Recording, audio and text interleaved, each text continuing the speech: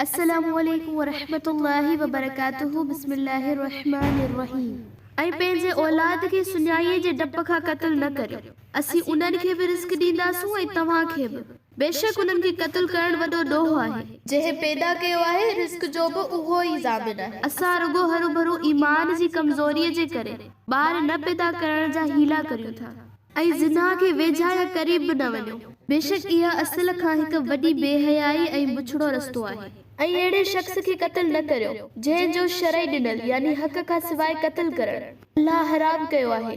ऐं जेको नाहक क़त्ल कयो वियो उन जे वारिस खे क़सास वठण जो हक़ या इख्तियार ॾिनोसूं, पोइ उहो क़त्ल करण में ज़्यादती न करे। बेशक उन क़सास वठंदड़ जी मदद कई वेंदी।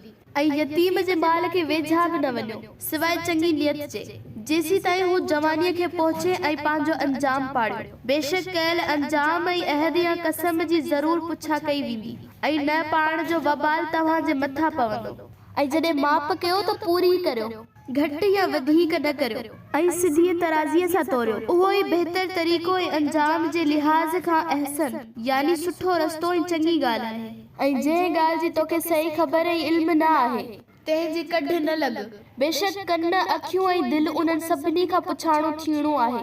यकीनन कन जेको ॿुधनि था ऐं अखियूं जेको कुझु ॾिसनि थियूं ऐं दिलि या दिमाग़ जो कुझु सोचे थो उन बाबति उहे सभु सूल इन्हनि सभिनी खां पुछा थियणी आहे। ऐं ज़मीन में आकड़ जी न हल। बेशक न त तूं को ज़मीन खे चीरे सघंदे ऐं न वरी को जबलनि जी बुलंदीअ खे पहुची सघंदे। तूं जेको आहीं सो आहीं। तुंहिंजी आकड़ ऐं तकबर सां तुंहिंजी हक़ीक़त बदिलजी कान वेंदी। उन्हनि सभिनी जी बुराई यानी उहे सभु बुछड़ियूं आदतूं तुंहिंजे पालणहार वटि सख़्त नापसंद आहिनि।